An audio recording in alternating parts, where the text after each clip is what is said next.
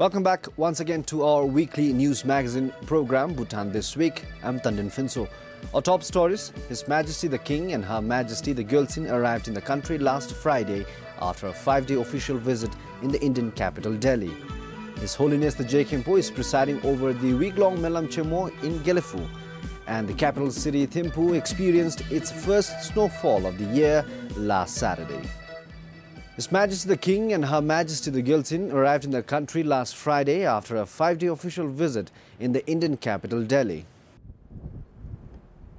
His Majesty the King and Her Majesty the Gyaltsen has arrived in the country after a 5-day official visit in the Indian capital, Delhi. Upon arrival at the Poro International Airport, His Majesty the King was received by the Prime Minister, Chief Justice, National Assembly Speaker and the Cabinet Ministers. Earlier this morning, His Majesty was seen off from the Indira Gandhi International Airport. While in Delhi, Their Majesties met with the President of India, Dr. Pranab Mukherjee, and held a discussion on issues of mutual interest. Their Majesties expressed their appreciation to the President for inviting them to be the first guests at the refurbished guest wing of the Rashtrapati Bhavan. His Majesty the King also held extensive talks with the Prime Minister of India, Dr. Manmohan Singh. The two leaders exchanged views on bilateral relations and on regional and international issues of mutual interest. The Prime Minister of India and other leaders reiterated their full commitment and support to Bhutan's socio-economic development and to further development of Bhutan's hydropower resources. They recalled the strong historical ties of friendship and understanding that exist between the two countries. His Majesty the King conveyed the Bhutanese people's appreciation for the invaluable support and assistance that the government of India provides to Bhutan. His Majesty granted an audience to the Vice President of India, Mohammad Hamid Ansari, the UPA Chairperson Sonia Gandhi, the Finance Minister P. Chidambaram, the Home Minister Sushil Kumar Shinde, the Minister of External Affairs Salman Khurshid, the Minister of Commerce and Industry Anand Sharma, the Leader of the Opposition in the Rajya Sabha Arun Jaitley, the National Security Advisor Shiv Shankar Menon, and the Foreign Secretary Sujata Singh. Their Majesties expressed their deep appreciation to the government and the people of India for the warm reception and gracious hospitality extended. The visit reinforced the tradition of regular high-level exchanges and further strengthened the special friendship between the two countries.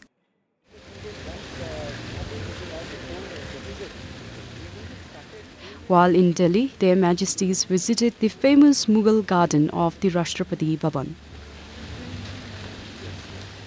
Besides roses, the 16-acre presidential garden is home to bougainvillea, tulips, lilies and many more flowers. Pemasuki for BBS News.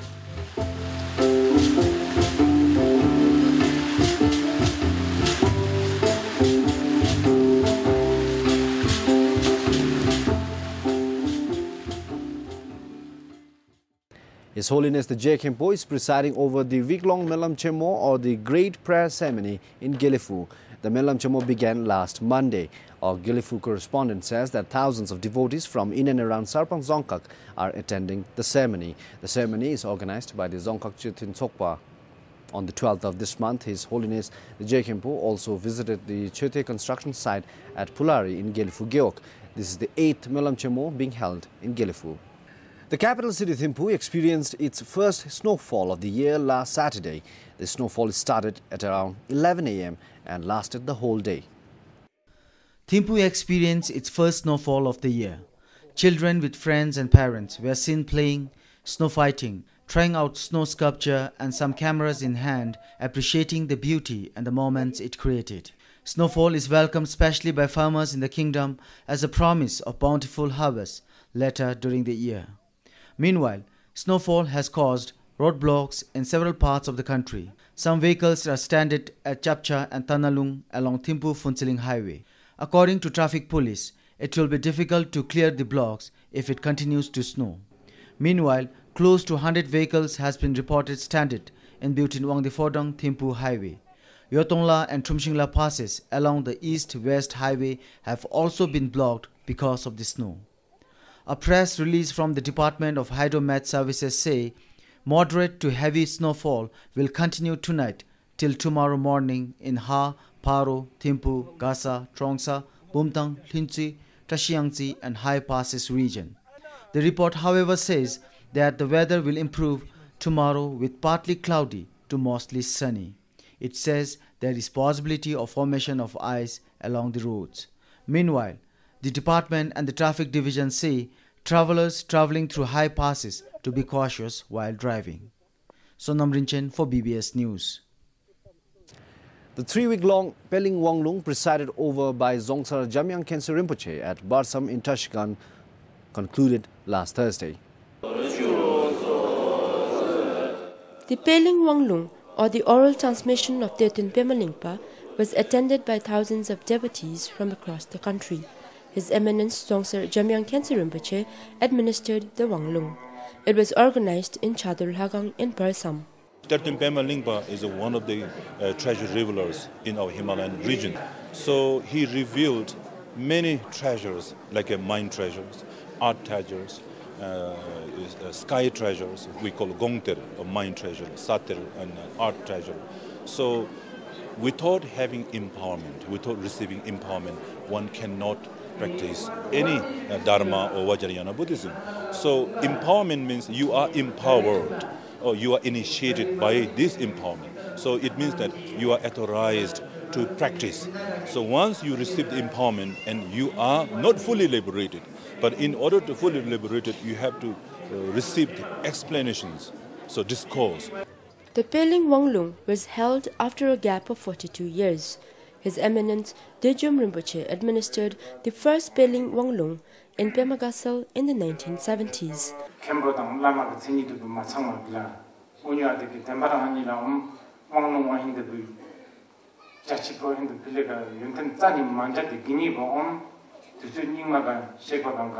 The devotees requested Rinpoche for the Wanglung this time.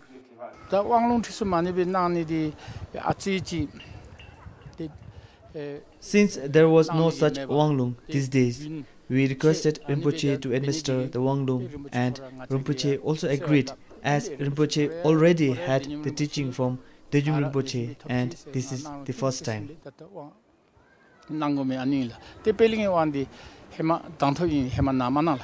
Devotees said that such oral transmission is rare and they are fortunate to receive the empowerment from Rinpoche.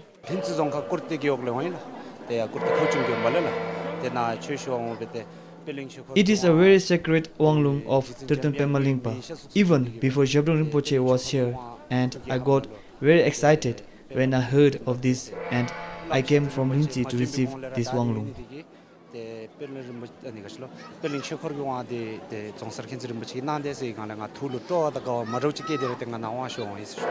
Wanglung began from 20th of December last year.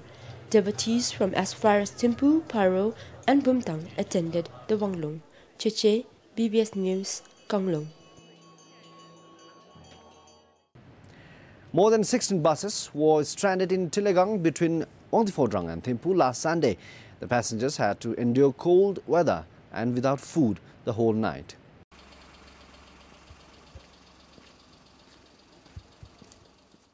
Some 16 public transport buses had been stranded at Toktoka in Tilegang between Wangtifodrang and Thimphu yesterday. Passengers had to endure cold and hunger. The two small hotels at Toktoka ran out of food given the huge number of people stranded at the site.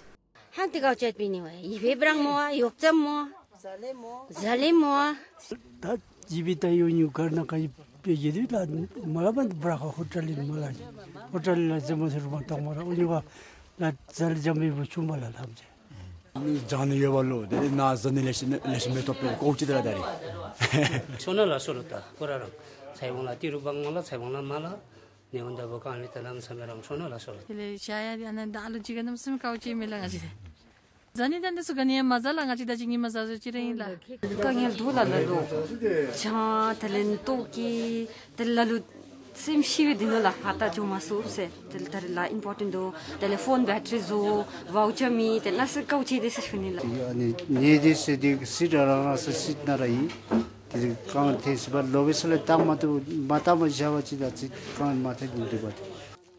Some passengers had to warm themselves by sitting around fires and some looking for a place to sleep in the bus. Some managed to sleep cramped in the bus in the freezing cold weather. Bus drivers said that they did not know about the block.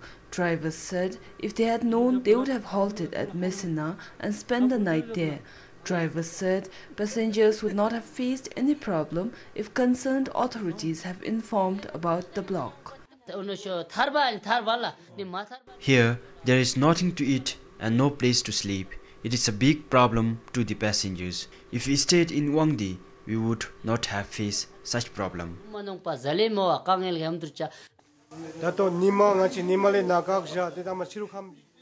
They should have either sent us in the afternoon or stopped us at Messina. They told us to move towards evening, but when we reached here, there was a block and we were stranded here.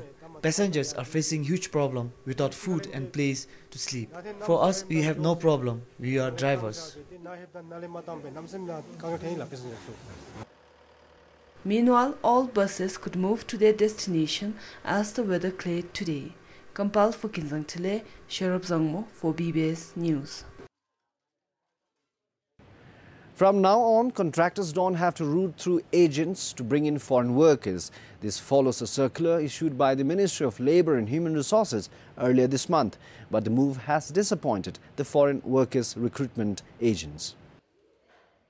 The circular issued on the 6th of this month stated that from the 1st of February, recruitment of all 8 categories of foreign workers will not have to be routed through foreign workers recruitment agents. The 8 categories are concrete worker, carpenter, mason, electrician, plumber, unskilled worker, road binder and mine worker. Employers or contractors can now bring in the foreign workers by themselves. They can also do it by using an online system of the ministry. The decision, however, as suspected, is being met with strong criticisms from the foreign workers recruitment agents. They say it will affect their business badly. They also said some of them are already on the verge of closing down their businesses.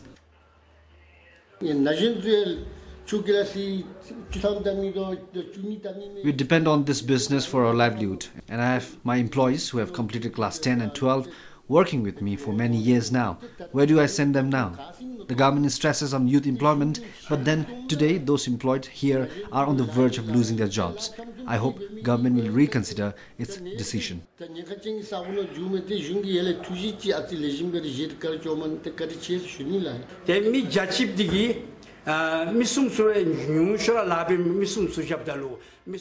There are about 100 agents. Each agent at least has 3 employees. So in total, there are about 500 people employed in this business. But this circular has put all these people's job at stake.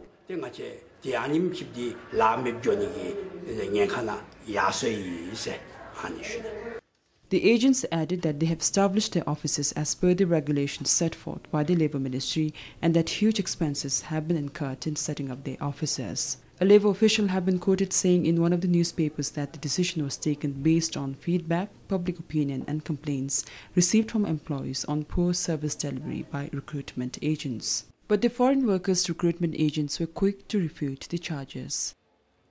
Among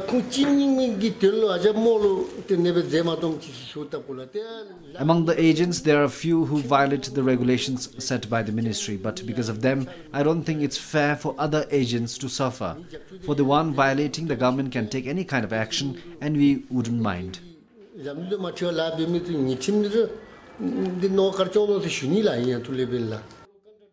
He also added that agents have not been consulted before coming out with the decision. The decision comes into effect only from next month. The recruitment agents across the country plans to meet this week and then meet with the Labour officials in a bid to see if something could be done to save their business. Kampal for Sonamongdi, Tishinongmo, BBS News. A few months from now, Samse Town will soon have the Dzongkhag's first children's park. Costing about 3 million Nultram, the park will have mini swimming pool that will come useful to beat the summer heat. Weeks earlier, this place was covered with overgrown plants. It was difficult to tell if it was a park in the first place. As you walk and reach closer to the extreme south of the so-called park, you see empty, but equally stylish, meaning swimming pool. The park, half the size of football field in Lichibari, was initially an idea of Manam Chitin Tsokpa, a women association of Samtsi, which is now defunct.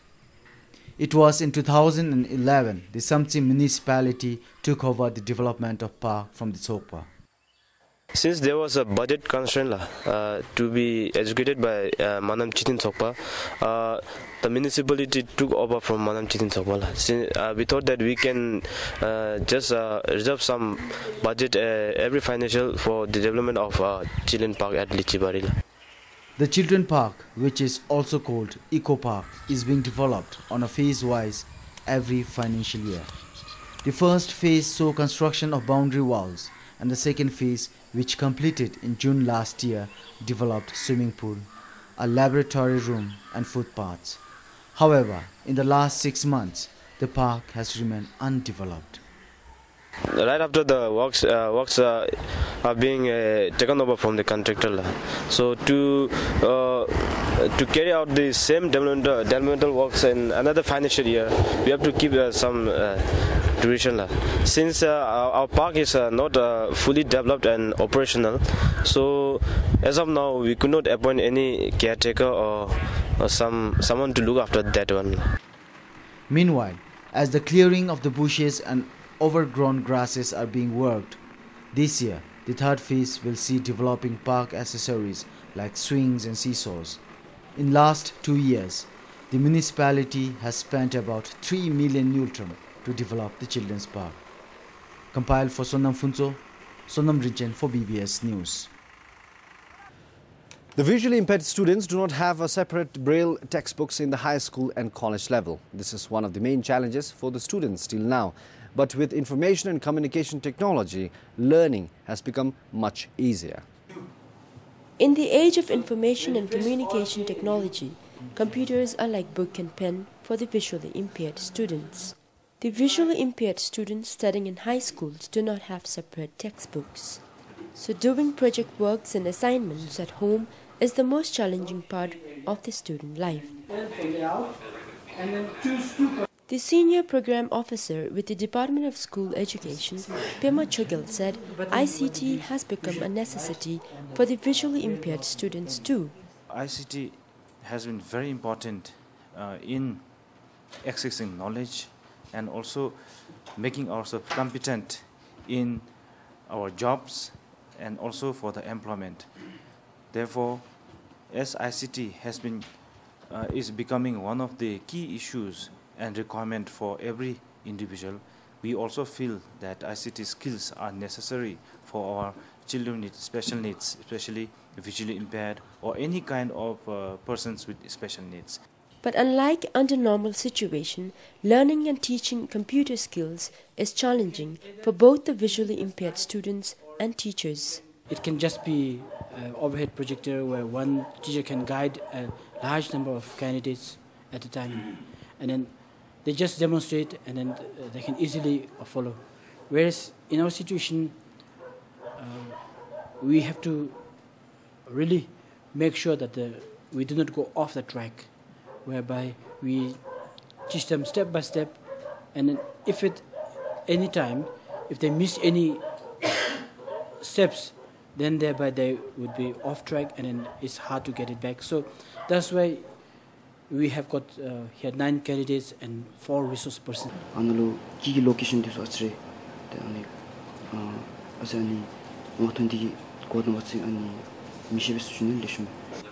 Despite the challenges, 9 visually impaired students successfully completed a 3-week-long basic computer operation skills workshop in Kaling. Classes 9 to 12 visually impaired students attended the workshop. The workshop began from the 19th of December. The government and the Lions Club International, which is based in Belgium, funded the workshop. Chiche, BBS News, Konglung.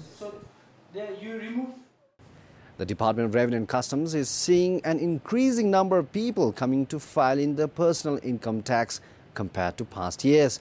Our reporter Sherab Zangmo visited the Revenue and Customs Office and filed in this report. Today is second week since the people have started to file in their personal income tax, and as of yesterday, the Department of Revenue and Customs saw some 2,700 people filing in their personal income tax, which is said to be a good number compared to the past years, whereas last year they received only 600 people who filed in their personal income tax during the second week. So it seems that, people are more aware now that they come a bit early. Yes, we encourage them to come early, because if they come late, then they have to stand in a long queue, and that's bad for them as well as for us. Here in Thimphu Revenue and Regional Custom Office itself, they are expecting some close to 30,000 taxpayers, which is an increase compared to last year's. Along with the increase in number of taxpayers, the service has also improved. This year we are more prepared. We are more prepared. We are expecting more number of taxpayers this time. In fact, that's why we've hired some interns from labor. Compared to earlier years, we have opened more counters this time, to facilitate, faster taxpayer services, and then our aim this time is, to make refunds immediately. So if taxpayers come early, so they can expect to get the refund a bit early also. Speaking to some of the taxpayers, they said the service has improved, and they also added that it is always convenient to come early and pay your taxes rather than waiting for the last-minute rush. When you come first, it is very good, because when you are coming last, at the moment we are feeling very crowded and people are so many for TTS, PIT. Early umachin gara mi ume, te achichi mi chamchi ume bala. Te sule be wachin ta gara gira ju dui ta fine te unsinodi, ta nameseme raspe, te nameseme ju gude gola. We don't have so many people in queue, so we get service fast and we don't waste our time. So in hembodin nana chamti pe to ga to GPO chin control lesser athem thegala tu shano tichi la jara chambela. With camera person Sharab Galson and Durji Sring, this is Sharab Zangmu reporting for BBS News. Granting autonomy to government schools in the country is one of the new policies initiated by the Education Ministry. The objective is to empower schools to provide quality education.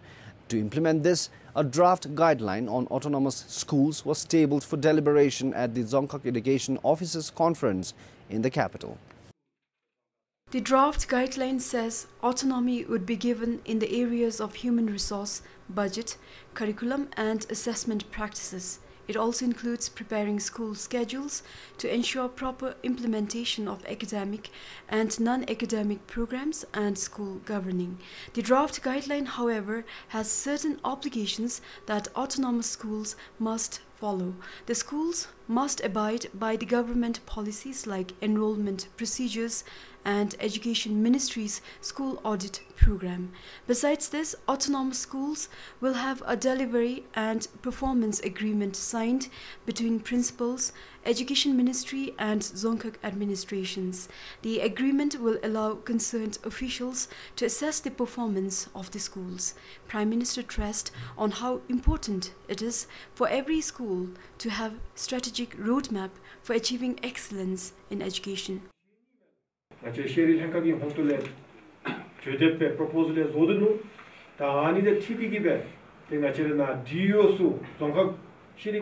While discussing about school autonomy, discuss as to how many schools will be made autonomous on pilot basis.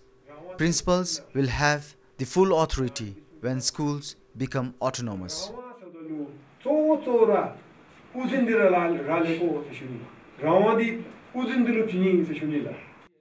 Meanwhile, the Education Ministry has asked all the Dzongkhag and Tromde education officers to share the draft guideline on autonomy with principals. For BBS News, Pemal Hatton. The NRDCL Gilifu Range Office revised the commercial rates for sand and boulders this month, while also banning manual loading of the same from the Mao riverbed. Contractors, builders and landlords are all troubled by almost 100% increase in rates and the ban on manual loading. The previous royalty for collecting boulders from the Mao riverbed was only about 500 Nultrum, excluding loading. The new rate for boulders, including machine loading by the NRDCL Range Office, is more than 2,000 Nultrum.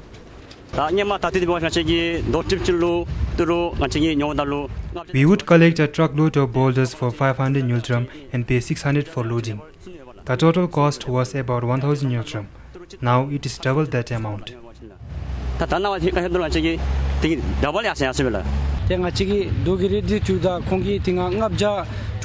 The rate was 565 when we checked with the NRDCL office in Gelefu. Our tender was submitted on that basis. The revised rate of more than 200,000 Newton will make it very difficult for us now. There are also some who complain that they do not always get the boulder size they want with the NRDCL machine loading. We would get our specific requirements when we were allowed to lift our own boulders. But with the NRDCL machine loading, we get huge boulders which are humanly impossible to work with. We need machines to break the boulders. With the manual loading, there was no wastage.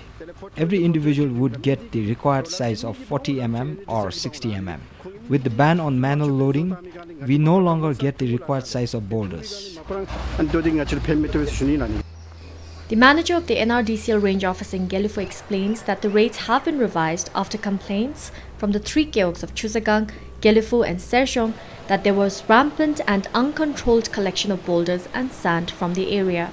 He added that the ban on manual loading will check the illegal collection of boulders and sand from undesignated areas. The NRDCL Gelefu range office supplies about 40 truckloads of sand and boulders daily. For Karmawangdi in Gelefu, Namgizam for BBS News. Fighting the cold snow morning last Saturday, aspiring singers came for the final audition of the Druk Superstar Season 3 at the Clock Tower Square. From a total of 38, only top 20 contestants were selected. The chilly and snowy weather did not deter contestants to showcase their talents at the Clock Tower Square today. Each contestant was made to sing Bedra, Shundra and Riksa.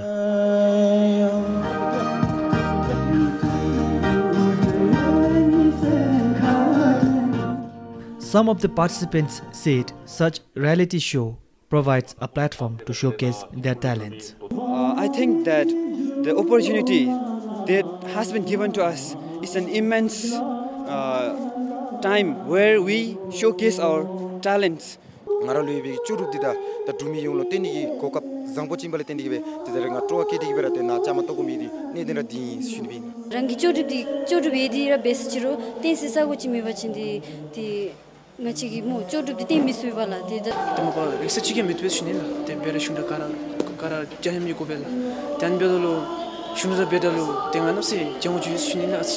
Meanwhile, some contestants are worried whether they are going to make it to the top 20 or not. I feel it's very competitive. There are very good singers out here, and from my side, I think that I have already done, and it's I don't know, but I hope for the best.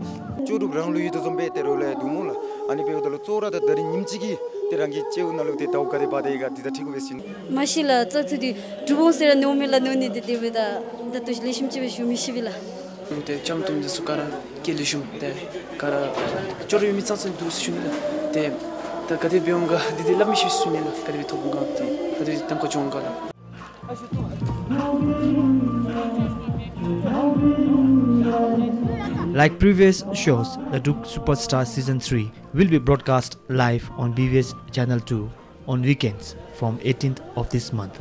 Karmat Singh, BBS News. That's all we have for you this week. Join us again next Saturday for yet another edition of Bhutan This Week. Thank you for joining us. Goodbye.